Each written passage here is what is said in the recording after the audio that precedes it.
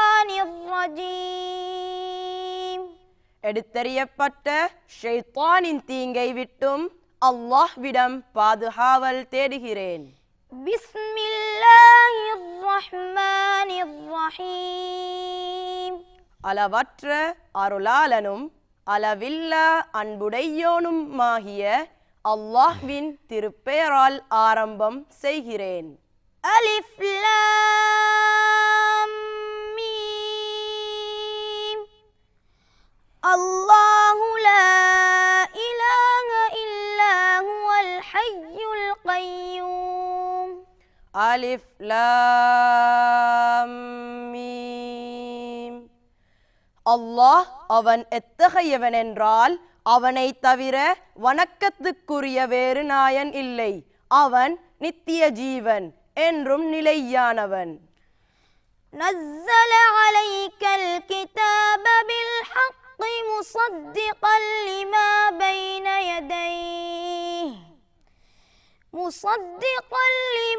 பைன யதைஹி வ அன்ஸலத் தௌராத வல் இன்ஜீல். நபியே, முற்றிலும் உண்மையை கொண்டுள்ள இவ்வேதத்தை இதற்கு முன்னுள்ள வேதங்கள் யாவற்றையும் உண்மைப்படுத்தக்கூடியதாக இது இருக்க உம்மீது அத்தகையவன் தான் இறக்கி வைத்தான்.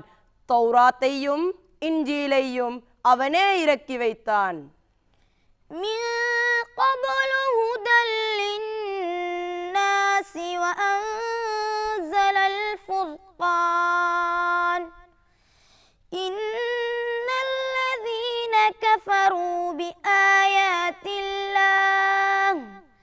بآيات الله لهم عذاب شديد والله عزيز ذو انتقام. முன்னர் மனிதர்களுக்கு நேர் வழி காட்டுவதற்காக வேதங்களை அவனே இறக்கி வைத்தான். மேலும் நன்மை தீமைகளை பிரித்தறிவிக்கக்கூடிய ஃபுர்கான் எனும் குர்ஆனையும் அவனே இறக்கி வைத்தான். நிச்சயமாக அல்லாஹ் உடைய வசனங்களை நிராகரிக்கின்றார்களே, அத்தகையோர் அவர்களுக்கு கடினமான வேதனையுண்டு.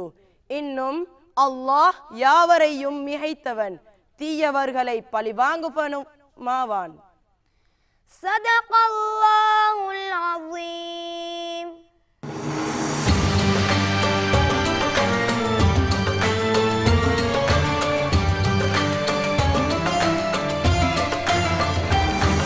பிஸ்மில்லாஹிர்ரஹ்மானிர்ரஹீம். அஸ்ஸலாமு அலைக்கும் வரஹ்மத்துல்லாஹி வபரகாத்துஹு.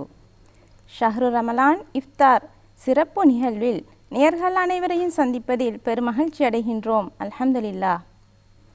இன்று நாம் முஸ்லிம் பெண்கள் ரமலான் காலத்தில் தமது ஆன்மீகத்தை மேம்படுத்தி வலுப்படுத்துவதற்கான ஆலோசனைகளையும் அவர்கள் எதிர்நோக்கும் சவால்களையும் அதற்கு பொருத்தமான காத்திரமான ஆக்கப்பூர்வமான தீர்வுகள் சம்பந்தமாகவும் கலந்துரையாட இருக்கின்றோம். அந்த வகையில் எம்முடன் கலந்துரையாடுவதற்காக மாவனெல்லை ஆயிஷா உயர்கல்விக் கல்லூரியின் ஹெட் ஆஃப் மதஹூடாகவும் விரிவுரையாளராகவும் கடமையாற்றும் சமீரா அப்துல் ஹலீம் அவர்கள் வருகை தந்துள்ளார்கள். அஸ்ஸலாமு அலைக்கும் வரஹ்மத்துல்லாஹி வபரகாத்துஹு. வலைக்கும் ஸலாம் வரஹ்மத்துல்லாஹி வபரகாத்துஹு. அந்த வகையில் அல்லாஹு தாலா அல் குர்ஆனில் கூறுகின்றான், ஆண் பெண் எவர் நன்மை செய்த போதிலும் நிச்சயமாக நாம் அதை வீணாக்கி விட மாட்டோம். மேலும் நபி ஸல்லல்லாஹு அலைஹி வஸல்லம் அவர்கள் கூறுகின்றார்கள், அல்லாஹு தாலா உங்களது உடலையோ தோற்றத்தையோ பார்க்க மாட்டான், மாறாக உங்களது உள்ளங்களையும் உங்களது செயல்களையுமே பார்க்கின்றான் என்று குறிப்பிடுகின்றார்கள். மேலே நோக்கப்பட்ட அல் குர்ஆன் வசனம் மற்றும் ஹதீஸ் என்பவற்றின் மூலம் ஆண் பெண் எவர் நன்மை செய்தாலும் அதில் எந்த குறையுமின்றி அல்லாஹ் பூரணமாக நன்மையை வழங்க காத்திருக்கின்றான் என்பதையும், அல்லாஹ் வெளித்தோற்றத்தை அன்றி மனிதனது உள்ளத்தையும் செயல்களையுமே பார்க்கின்றான் என்பதையும் எமக்கு விளங்க முடியுமாக இருக்கின்றது. அந்த வகையில் ரமலான் ஆன்மீக மேம்பாட்டுக்கான மிக முக்கியமான ஒரு மாதமாக காணப்படுகின்றது. உஸ்தாதா சமீரா அவர்களே, ஆன்மீக மேம்பாடு என்றால் என்ன என்பது தொடர்பாக சற்று கூற முடியுமா? கட்டாயம். அல்ஹம்துலில்லாஹி ரப்பில் ஆலமீன், அஸ்ஸலாத்து வஸ்ஸலாமு அலா ரசூலில் கரீம் வமன் தபிஅஹும் பி இஹ்சானின் இலா யௌமித்தீன், அம்மா பாத். ஆன்மீக மேம்பாடு என்று குறிப்பிடும் போது ஆரம்பத்தில் நாங்கள் ஆன்மீகம் என்பதனை சற்று நோக்கிவிட்டு மேம்பாட்டை பற்றி பேசுவோம். ஆன்மீகம் என்று குறிப்பிடும் பொழுது அல்லாஹ் தாலாவுடன் ஒரு அடியான் உறவாடுவதனையே அது குறிப்பிடுகின்றது. ஒரு அடியானுடைய ஈமானை புதுப்பித்து அல்லாஹ் தாலாவுடனான உறவை வலுப்படுத்தி அல்லாஹ் தாலாவுடைய உறவை பேணுவதற்கு தடையாக உள்ள காரணிகளை விட்டும் தவிர்த்து கொள்வதற்கான ஒரு செயற்பாடு தான் உண்மையிலே ஆன்மீக வளர்ச்சி, ஆன்மீக செயற்பாடுகள் என்று நாங்கள் குறிப்பிடுகின்றோம். அல்லாஹ் தாலா அல் குர்ஆனிலே சூரா சம்ஸிலே குறிப்பிடுகின்றான், யார் தன்னுடைய உள்ளத்தை தூய்மைப்படுத்துகிறார்களோ அவர்களே வெற்றி பெற்றவர்கள் ஆவர் என்று. இந்த இடத்திலே ஆன்மீகம் என்பது ஒரு மனிதனுடைய ஆன்மாவுடன் தொடர்புடைய ஒரு அம்சமாகும். எந்த மனிதன் தன்னுடைய ஆன்மாவை உயர்த்தி கொள்ள ஒருவருடைய ஆன்மாவை தூய்மைப்படுத்தி கொள்ள விரும்புகிறாரோ முயற்சிக்கிறாரோ அவர்தான் ஒரு உன்னதமான மனிதராக மாறுகின்றார். ஆன்மாவின் வளர்ச்சியின் பின்னணியில்தான் அவருடைய பண்பாட்டு வளர்ச்சி, செயற்பாடுகளில் விருத்தி என்பன ஏற்படுகின்றன.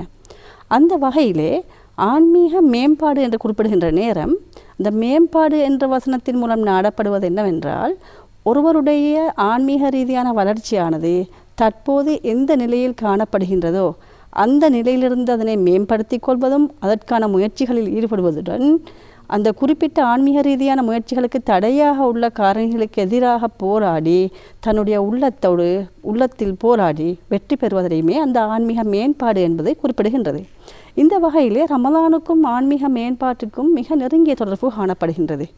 ஏனென்றால் ஆன்மீக மேம்பாட்டின் அடிப்படையான உடல் ரீதியான கட்டுப்பாடாக இருந்தாலும் சரி, அல்லாஹு தாலாவை அதிகம் நினைவு கூறக்கூடிய திக்ர்களை கூறக்கூடியதாக இருந்தாலும் சரி, அல் குர்ஆனுடனான உறவை வலுப்படுத்தி அல்லாஹு தாலாவுடன் உறவாடுகின்ற சந்தர்ப்பங்களை அதிகரித்துக் கொள்வதாக இருந்தாலும் சரி, இந்த அனைத்து செயற்பாடுகளையும் அடிப்படையாக கொண்டதாகத்தான் ரமலான் காணப்படுகின்றது. இந்த வகையிலே ஒவ்வொரு அடியானையும் ரமலானிலே உயிரோட்டமான அடியார்களாக ஆன்மீக ரீதியில் தன்னை வளர்த்து கொள்வதற்கு சந்தர்ப்பம் அளிக்கின்ற ஒரு காலமாகத்தான் இந்த ரமலான் மாதம் காணப்படுகின்றது.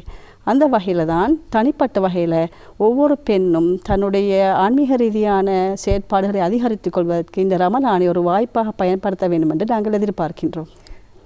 அல்லாஹு தாலா ரமலான் மாதத்தின் நோன்பை கடமையாக்கிய முக்கிய நோக்கமே தக்வாவை அதிகரித்தல், அதாவது இறையச்சயத்தை அதிகரித்து ஆன்மீகத்தை மேம்படுத்துவதாக காணப்படுகின்றது.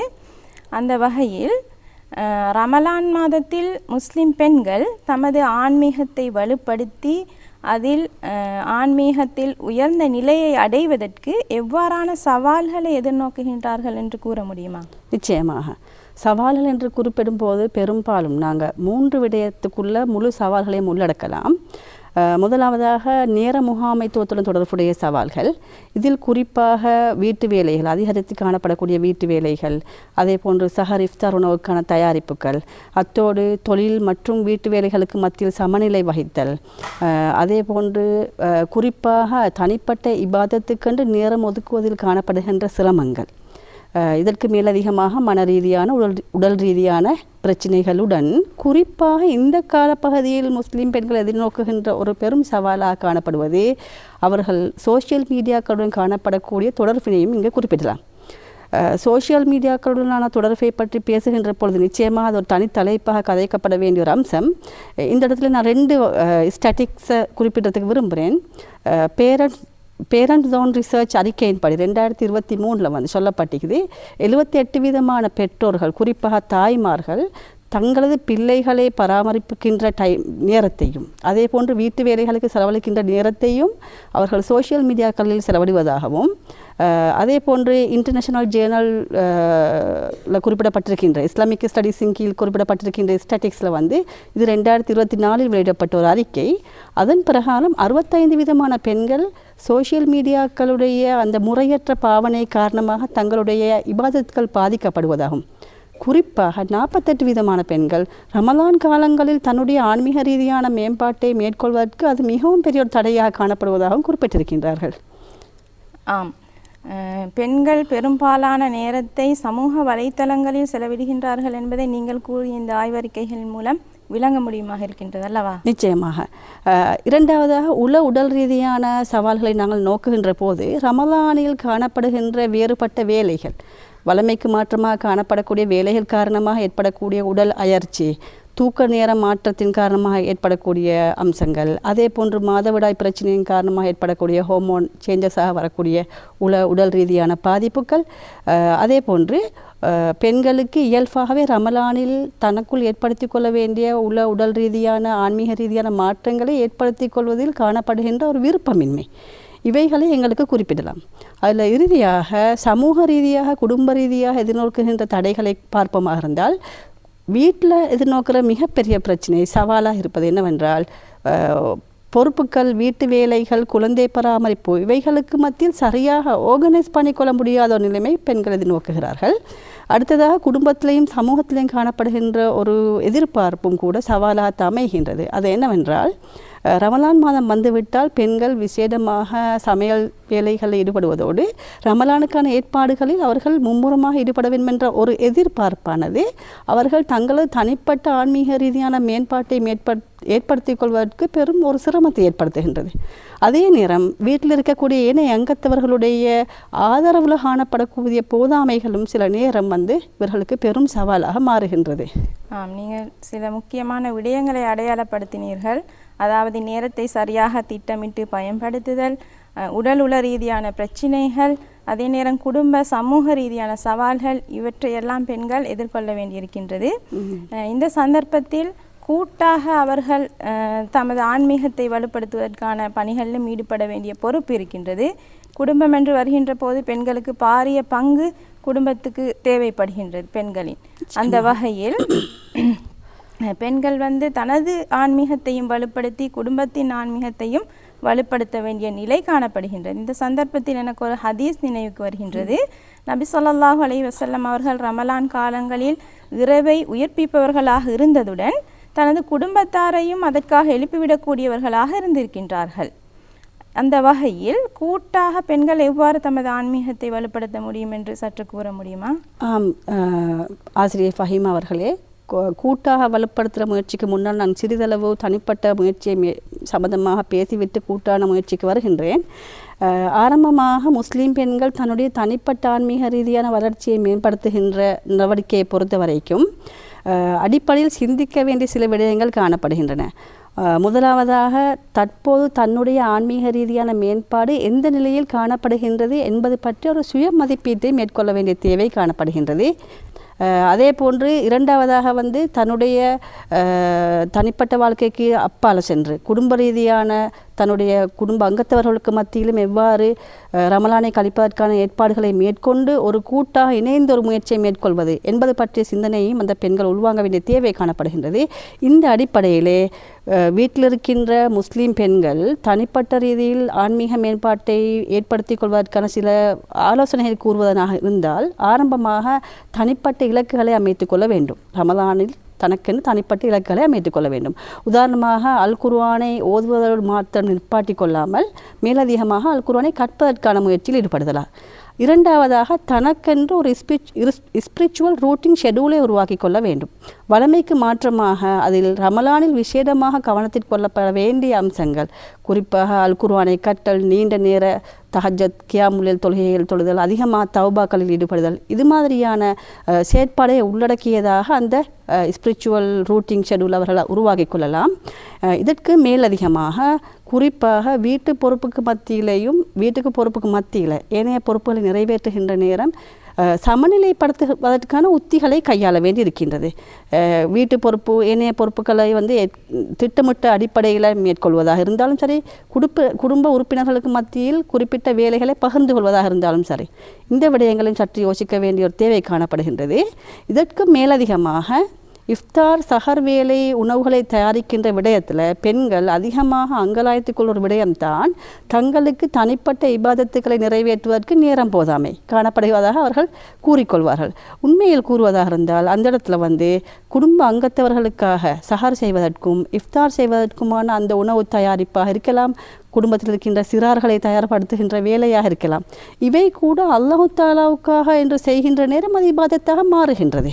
அதே வேளை குறிப்பிட்ட வேலையை செய்கின்ற நேரம் அவர்களுக்கு அல் குர்ஆனை செவிமடுப்பதன் மூலமோ அல்லது இஸ்லாமிய அறிவை வளர்த்து கொள்வதற்கான பயான் நிகழ்ச்சிகளை கேட்பதற்கூடாகவோ நாவால் திக்ர்களை அதிகமாக மொழிந்து வண்ணமோ அந்த வேலைகளில் ஈடுபடலாம். இதன் மூலமும் அவர்களுடைய அந்த குறிப்பிட்ட ஆன்மீக ரீதியான விருத்தியானது எந்த விதமான தடையுமின்றி 2 கூலிகளுக்குட்பட்ட நிலையிலே வளர்ச்சி அடைகின்றது. இரண்டாவதாக நீங்கள் கேட்ட கூட்டான செயற்பாட்டை பொறுத்த வரைக்கும் நாங்கள் அந்த சிஸ்டத்தில் சொல்கிறோம் ஃபேமிலி இன்டகிரேஷன் சிஸ்டம்னு சொல்லி, அதாவது ரமலான் காலத்திலே கூட்டாக இணைந்து இபாதத்துக்களில் ஈடுபடுவதற்காக திட்டமிடுதல். இந்த திட்டமிடலிலே முக்கியமான ஒரு அம்சம்தான் குடும்ப அங்கத்தவர்கள் அனைவருடைய பார்ட்டிசிபேஷனை எடுத்துக்கொள்வது. குழந்தைகள் முதல் முதியவர்கள், ஏனைய ஆண்கள் என்று குடும்ப அங்கத்தவர்கள் அனைவரோடும் வீட்டில் இருக்கக்கூடிய பெண்கள் அமர்ந்து வரக்கூடிய ரமலானை எவ்வாறு கழிக்கலாம் என்று அவர்களுக்கு ஏற்ற விதத்தில் ரமலான் ஷெடியூல் ஒன்றை உருவாக்கி கொண்டு கூட்டாக நன்மைகளை செய்வதற்கான ஒரு சூழலை, இஸ்லாமிய சூழலை உருவாக்குவதற்கு ஊடாக தனிப்பட்ட அவர்களுடைய ஆன்மீக விருத்திக்கான அடிப்படையும் அங்கு மேற்கொள்ளலாம். இப்போ அந்த வகையில் எப்போவுமே கூட்டாக மேற்கொள்கின்ற போதுதான் தனிப்பட்ட வகையில் செய்யக்கூடிய அந்த ஆன்மீக ரீதியான முயற்சிகளும் கூட தங்கு தடையின்றி தொடர்ந்து செய்வதற்கான வாய்ப்பாக அமையும். பெண்கள் தமது ஆன்மீகத்தை மேம்படுத்தி தமது வீட்டுச் சூழலிலும் ஆன்மீக வாசனையை வீசுவதற்கு மிகவும் பொருத்தமான காத்திரமான கருத்துக்களை முன்வைத்தீர்கள். அதற்கு எமது மனமார்ந்த நன்றிகளை தெரிவித்துக் கொள்கின்றோம். ஜஸாக்குமுல்லாஹ் ஹைரன். ரமலான் மாதம் ஆன்மீகத்தை வளர்ப்பதற்கான மிகவும் முக்கியமான ஒரு மாதமாக காணப்படுகின்றது. இப்புனித மாதத்தில் பெண்கள் தமது ஆன்மீகத்தை வளர்த்து வலுப்படுத்தி தமது குடும்பத்தினரின் ஆன்மீகத்தை வளப்படுத்துகின்ற பாரிய பணியை செய்வதற்கு எமது பிரார்த்தனைகளை செய்தவளாக உங்களிடமிருந்து விடைபெறும் நான் மாவனெல்லை ஆயிஷா உயர்கல்வி கல்லூரியின் விரிவுரையாளர் ஃபஹீமா ஃபலீல். ஜஸாக்குமுல்லாஹ் ஹைரன். அஸ்ஸலாமு அலைக்கும் வரஹ்மத்துல்லாஹி வபரகாத்துஹு.